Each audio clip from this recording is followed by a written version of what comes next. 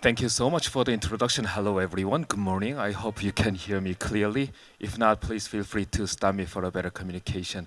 So again, my name is Yu Jung-gi. I'm working for BISUM, and colleagues are calling me by the initial JK, so please feel free to. I want to thank first, indeed, this is my great pleasure and honor. Thank you for sharing your precious time today, wherever you are coming from. And also, dear my fellow panelists, colleagues whom I worked together before. And actually, before joining in BISUM, I joined the BISUM last year. And before that, mainly my career, my backgrounds were in public sector, including police and FIU and Interpol. So they are the one who we worked together and fought together, and we studied together with the same purpose, combating the cybercrime and the crypto crime. So Meriton, you must be, how's the jet lag? How's the time difference? Are you fully recovered from the time difference? Thank you, JK. I would like to use this opportunity to say good morning to everyone, to thank you that you invited me in this forum. I am honored to be with Kelly and Danny. This forum shows how much Korea is dedicated to cryptocurrency world. Regarding to your question, yesterday I was dead, but today I feel better, and I'm ready to go with our presentation that we have today, or our discussions. Sure. I found from the webpage that you have a very long job title. You're from the FIU Kosovo, and at the same time, you are the vice chair for the TAT working group of the Egmont. So could you explain a bit more about the difference between the FIU and Egmont group? What is it? Yeah, as you said, FIU and Egmont Group are completely different bodies, but we are part of it. Maybe majority of you knows what is an Interpol, but Egmont Group is similar as an Interpol for police, but for FIUs it's a kind of a family or an organization. Egmont Group is made by 170 plus countries. It is managed by heads of FIU. There is another body which is a committee. There are a working group which are basically like directorates in Interpol, and there are, in another side, we do have regions, and then it comes secretariat, and we have ECOFEL, which is a center of excellence for training, or that we try to increase the knowledge for other FIUs around the world. From FIU perspective, what kinds of support, what kinds of help can you provide for the purpose of crypto operations, crypto crime investigations? It sounds like more an analysis perspective. How do you say that? You mean from Egmont? Yeah, from the Egmont or Okay. FIU?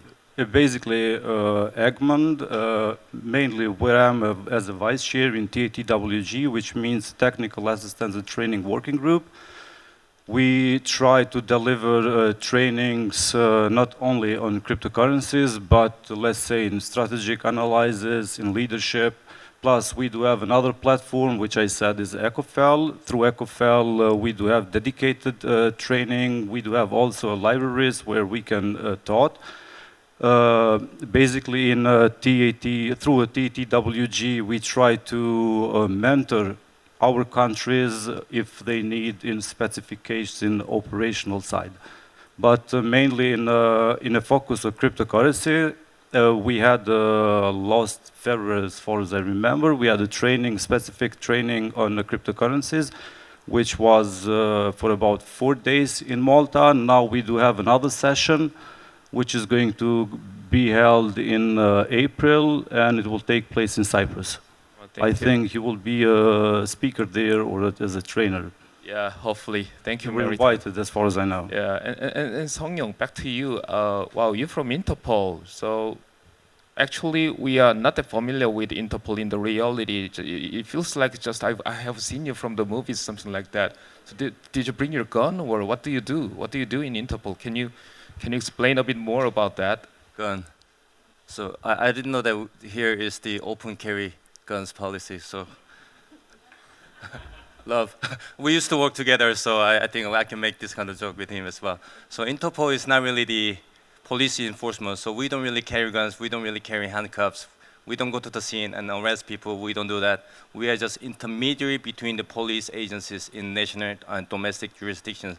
So if there is any information needed by Korean National Police, which is needed from the Italy, then we ask the Italy police to provide such information to Korea, and we are intermediary between Italy and Korea, and we provide communication channel, secure communication channel between the member countries, and we also provide data analytics, which is included, especially those data included in communication between the member countries. If we more narrow down the topic into the crypto and the crypto crimes from Interpol perspective, how do you find my slides? Actually, I think we have created that three-dimensional approach together. Do you find any outdated or updated versions since we created that around 2 to 3 years ago?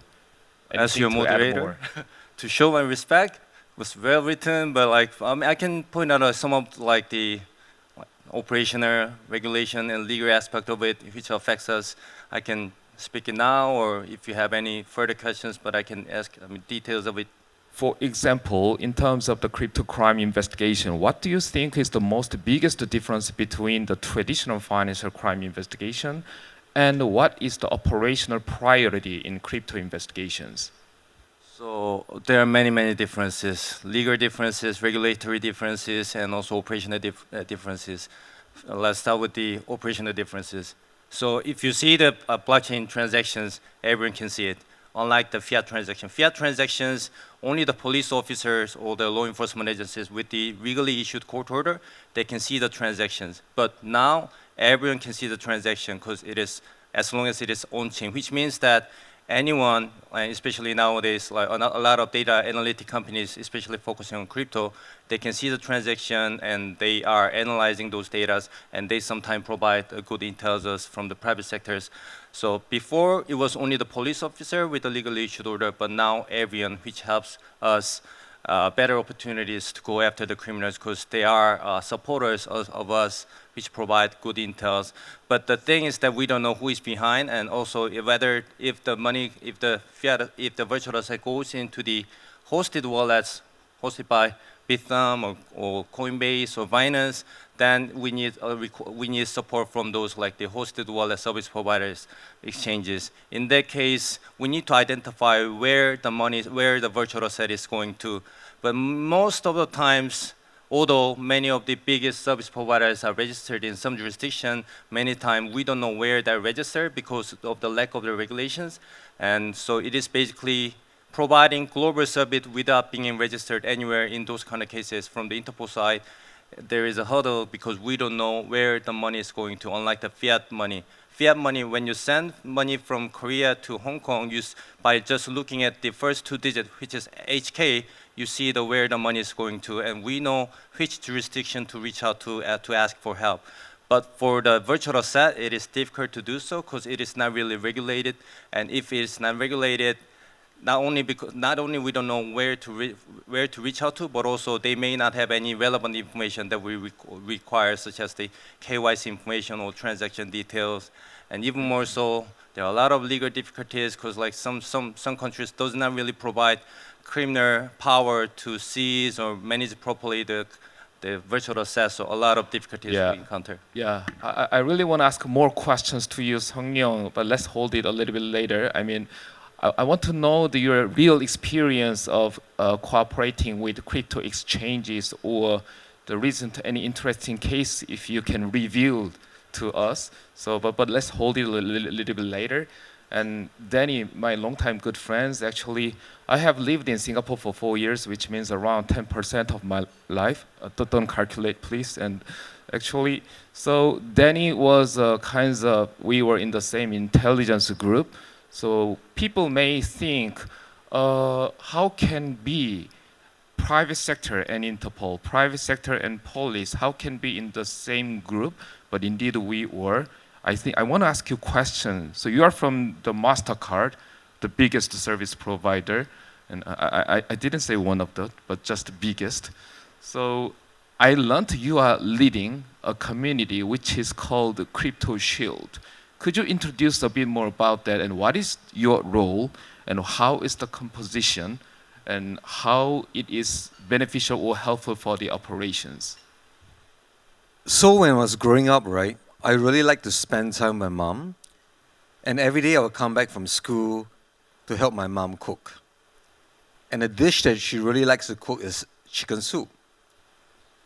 But what I noticed is she would cut off the head and the leg of the chicken before putting into a pot. So as a very curious little boy, I was asking, Mom, why do you do that? And did you know what Mom said? Mom said that she doesn't know because that's how Grandma taught her, right? So a couple months down the road, we were at Grandma's house, and I was asking, Grandma, why do you cut off the head and the leg of the chicken? And did you know what Grandma said? Grandma said that we had a very small pot. So if you don't cut off the head and the leg of the chicken, you can't put it into the pot. And that's why in life, it's very important to understand the why. So many years ago, right, I was in the military, and we were on this navigation exercise where we had to go from point A to point B to point C. And I was partnered with this individual, and he really wants to navigate. So I was very happy to just hang back and just follow. So we're walking and walking and walking for hours and hours.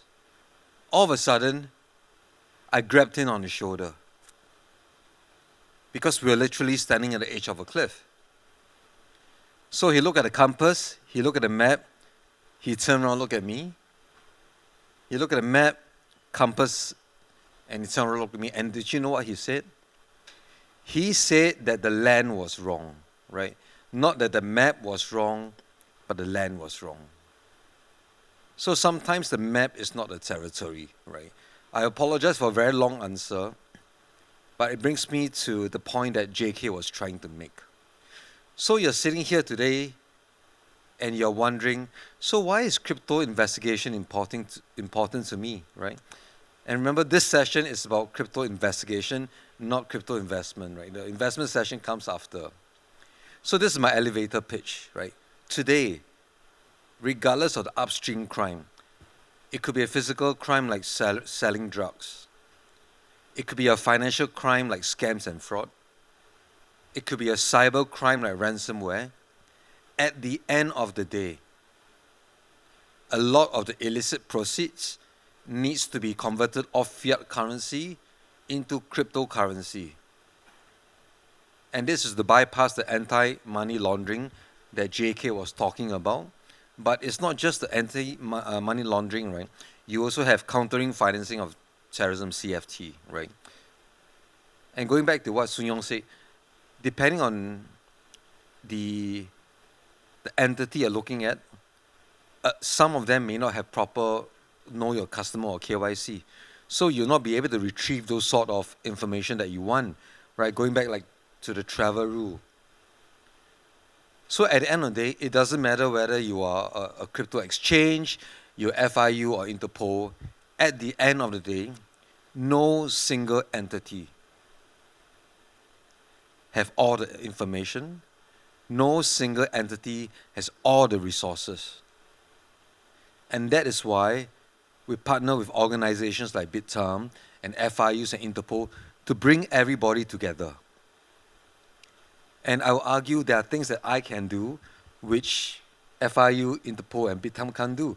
Because a lot of them, they're regulated by official legislation, but I'm not. Speaking of which, my following question, so actually I'm curious as a natural person, not from the public sector, not from the private sector, why is it beneficial to private sector? And not only from the ESG or from the public purpose, why do you think is it quite beneficial for private sector perspective, having more importance on crypto investigations?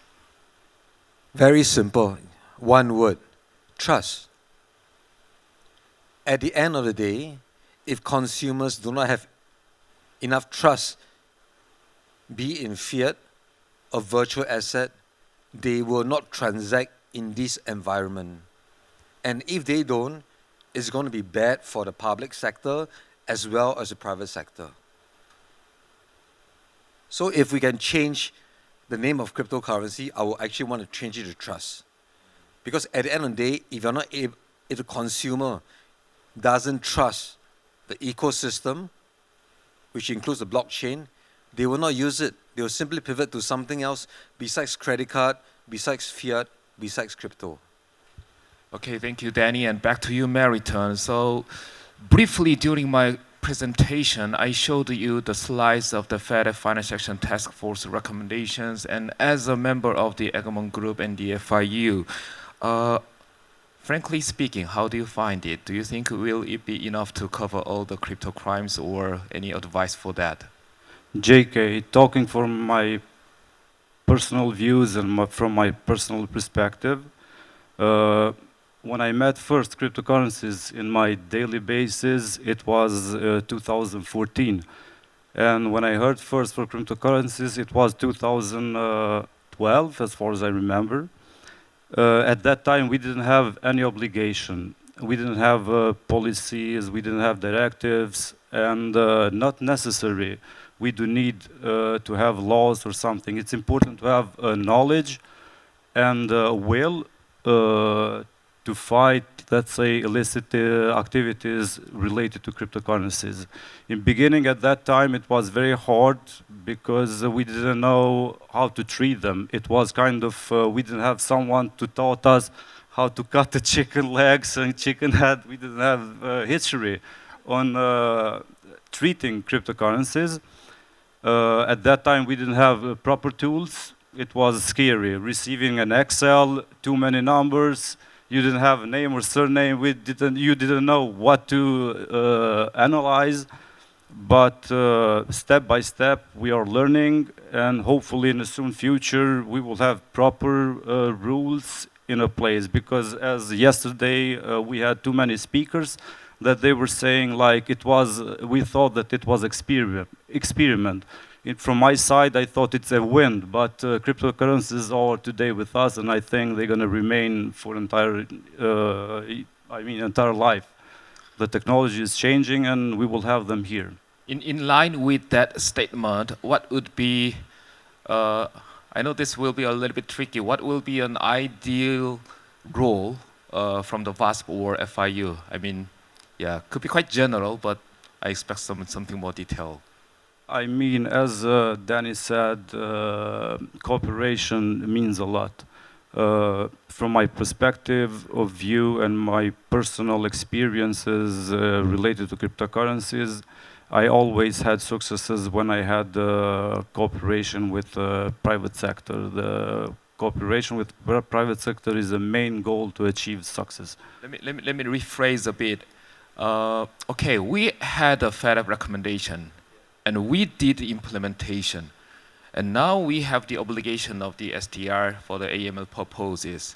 And what if there's something more we cannot cover? I mean, from the VASP or from the one who are imposed to such duties, they did the SDR, they did the CTR, but still there are some more intelligence around. Is there any advice to how can we deal with that? As I said, cooperation is always important, JK. As soon as you see as FIU that something is missing around you, it's very easy to contact, let's say, a VASP, which is in your jurisdiction or maybe in completely different jurisdiction. And cooperation, contacts are always, even networking sometimes, friendly networking with private sector, because I saw around the world from my perspective of experience, I saw that there are gaps between public and private sector. There are hesitation to cooperate and to share best knowledges, best practices, sometimes even typologies, because through the typologies, when we deal in money laundering cases or terrorist financing, we learn a lot.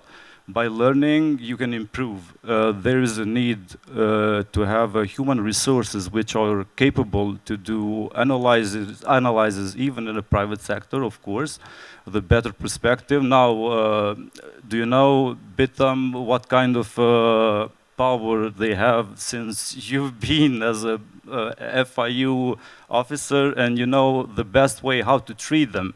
So maybe they can learn from people like you, so you will see completely from a different perspective.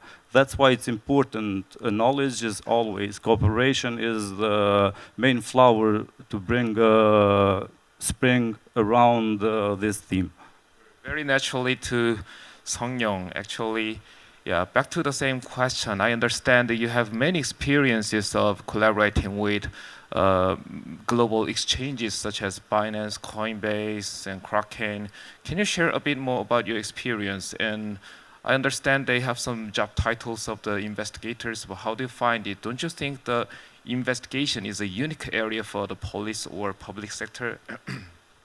As I mentioned before, it's not anymore unique only for the law enforcement agencies because there are available data for them to analyze, unlike the fiat transactions. Because virtual asset transaction, as long as it's on chain, they have enough data to analyze so that they can provide intelligence and investigate and provide those result of the investigation to the police officers. And we rely heavily on that. As you mentioned about the cases, I was thinking about a lot of cases that we worked on, which is available to provide at this podium. And then, I mean, there were some cases that we were able to release publicly with our own publication and through the media.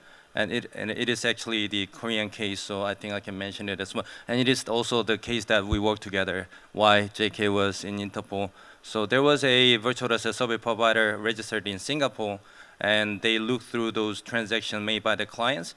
And at that time, they didn't know which one to reach out to, to file the STR. They are providing global service, although they are registered only in Singapore, and the victims were not really Singaporeans. If it was Singaporean, they must have reported to Singapore as police, because FIU is under the Singapore police in Singapore. But in this case, they didn't know which one to reach out to, and they didn't have a connection with the Korea, and also other victims were in Poland, but they didn't have any connection with the Poland. So they were quite in loss, and they reached out to us, and they asked to help. So based on those intelligence, we were able to reach out to the Korean police and Poland police so that they can cooperate and they can further develop the case based on the intelligence provided by that Singaporean virtual asset service providers. And also we were able to seize the almost 4,884 Bitcoin, which is quite a big amount based on that intelligence. And to do so, we provisionally also rely on the voluntary cooperation by the service provider, which means that they were the one who decided voluntarily to block and suspend the account. In the meantime, they are waiting for the court order issued by the Korea to be delivered to them through the legal channel. So we heavily rely on the voluntary cooperation by the private sector, especially for the virtual asset, not only for the suspension, but also as a source of intelligence. You secured more than 4,000 BTC in that Poland case? 4,884 Bitcoin, yes. Which crypto exchange in Singapore? Don't mention it. No. So, okay, so Danny, I think we have no choice but to go back to the PPP, public-private partnership. So, in your perspective, until which level do you think, we can cooperate between public and private? In terms of PPP, I think the lowest level will be the reactive, providing information only. But how much level do you think we can do the proactive, make it leverage to the proactive level? So I'll actually look at this problem from a flip side, right? Today, it doesn't matter whether you're in Seoul or Singapore and Kosovo. One of the biggest problems that we collectively face is scams, right? Scams and not fraud. So first of all, I think there's a general lack of understanding between scams and fraud, and some people use it interchangeably, but they're actually very different, right? Scam is when the individual voluntarily transfers funds. Okay, fraud is they don't. But anyway, back in 2024, right, 1.3 trillion US dollars was lost to scam. And do you know how much is clawed back? Only 2%. So $26 billion from $1.3 trillion. That's why this problem is so large that it requires all of us here to work together. But most importantly, I bet none of you here knows, right? There's only one person that I know that started as a lawyer, became a police officer, joined the Interpol, went on to FIU, and worked with Exchange today. So there's nobody more qualified today, right, to talk about PPP than JK. What are your thoughts? What do you think we should do as a community to work closer together?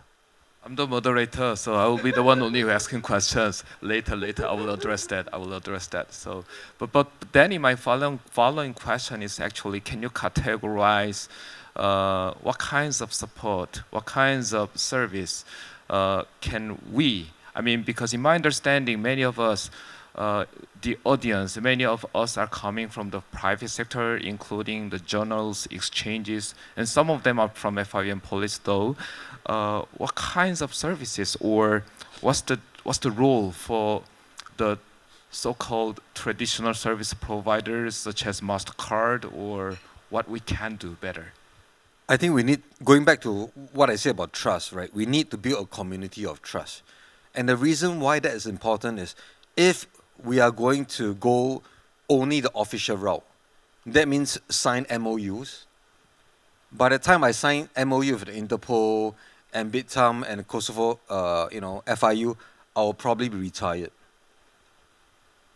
And that's why we need to have this community of trust where, for example, I see a STR, right? And it's hosted by Bitam. I can give JK a call. Hey, JK, maybe can you help me look into this specific account, right? You don't need me to, you don't need to tell me the details, but I think there's something wrong with this account, right? And then, JK can do what he needs to, right? And either refer it to FIU or Interpol to sort this out. At the end of the day, if all criminal investigation goes purely by the book and through proper entities, to be honest, we're 20,000 years behind the criminals. Do you think the criminals care about law? Do you think the criminals care about different entity? Do you think the criminals care about the difference between a VES, a FIU, and law enforcement, or other service provider? No. We have 6 minutes to go, and allow me to use 20 seconds to show a little bit example of trust what Danny mentioned. Okay, back to during my life in Interpol, this is one case. I got a call from my colleagues in Italy from the Interpol Rome, and they reported the incident. They sent money to Indonesia. So it was a Sunday during the lunchtime, and I spared the 20 minutes, and I gave a call to the PPATK, which means the Indonesia FIU. And finally, they froze 2 million euro within 2 hours. So this is one of the example that the trust network we can build. Okay, I used 30 seconds. Back to Sungyong, sorry. From Interpol. In my understanding, why Interpol has some interest in the cooperation with the private sector? Can you give us more explanation, and how can we do that from the private sector? So as I mentioned, I think I briefly mentioned about how we are being supported by the private sectors, but I just want to give more like the concrete example of the initiative that we're promoting.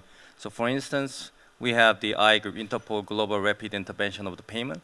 So once the scam victims send money to Nigeria, using the, for instance, starting with the fiat, we will get the victim report through the police in Korea, and then we relay the information to Nigeria where the money is going to, so that Nigerian police can inform that Nigerian banks, so that Nigerian bank they use that information either voluntarily suspend the account, or with the Nigerian FIU's order to suspend the account, or the police court order to seize the assets.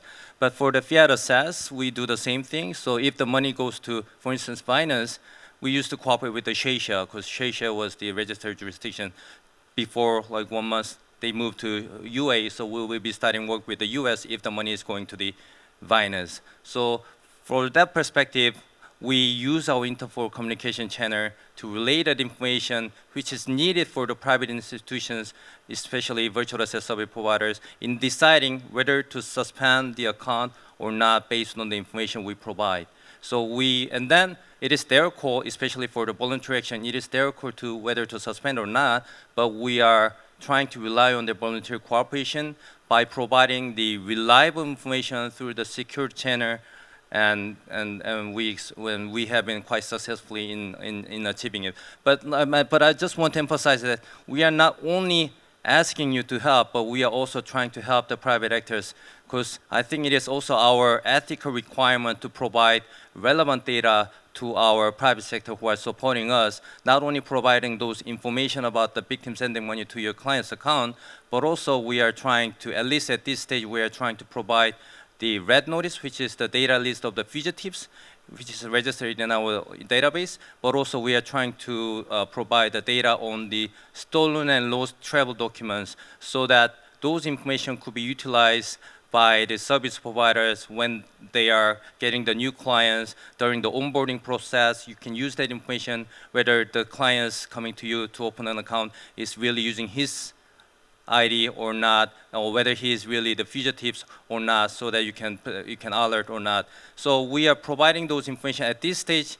So far, we have been provided only to the aviation industry for the purpose of to fight against the financing of terrorism after the 911. But now, starting from this year, we are expanding it to the traditional financial institutions. So it will be a very fruitful data for you to utilize. As of now, virtual asset service providers, we have not really opened it to the virtual asset service providers. But I think at least in the case of the Korea, because all the virtual asset service providers have to be connected with the traditional financial institutions. So I think it will be still quite a good information to be utilized in Korea. Thank you, Sungyong. Meriton from FIU. In my understanding, your work is more on analysis and tracing. And how about the collaboration with the private sector? Do you think your capabilities are enough to trace and analyze, or? I do think that we do have the best powers to analyze when it comes. It's completely different. Intelligence and investigations are completely different stories. Intelligence in most countries, normal democratic countries, cannot be used as evidence. And of course, we do have power to do analyses, to disseminate information, not only with our institution around our countries, but we can share information through the Egmont channels. We do have a channel which is called Egmont Secure Web, and we do exchange information in daily basis with different jurisdictions. And as far as I see obstacles, we do not have around FIUs and private sector, where they are regulated by law. Whatever we need, we can share with law enforcement and complete it with different industries. Yes, please. I forgot to mention the name of the initiative that we provide those fugitive data and stolen lost data. So the initiative is called I Check It. So if you're interested in, let me know about it. I mean, if you're interested in I Check It, let me know. Yeah, I think the show is coming to an end, and before finishing the show, what kinds of course of, my last question, 1 minute each, what kinds of course of action we should take? So last statement each, please. Any one of you first. It is important, JK, to increase the knowledge and human capacities around institution, private sector, and completely different new industries that are coming. Because without knowledge, we cannot do anything. Of course, that we have to invest also in technology. When I'm saying technology, there are too many specific tools that we should have in our possession, so we will achieve successes. Stop talking and start working. Collective actions, because it is indeed your family or your friends who are losing money, and most of the time nowadays it is exchanged to the virtual assets, and we rely heavily on the private actors, and it is not only our job, it is your job, and it is each person's job, so we heavily rely on our private sectors as well. So I look forward to work together with more of all of you and you as well. Okay, thank you, Danny. Thank you, Sungyong. Thank you, Meriton. Thank you, the audience. I really appreciate it. We had a small session today for 40 minutes, and I hope this session, Crypto Awakening from the Darkness, made us a little bit more awakened from the reality. Thank you so much.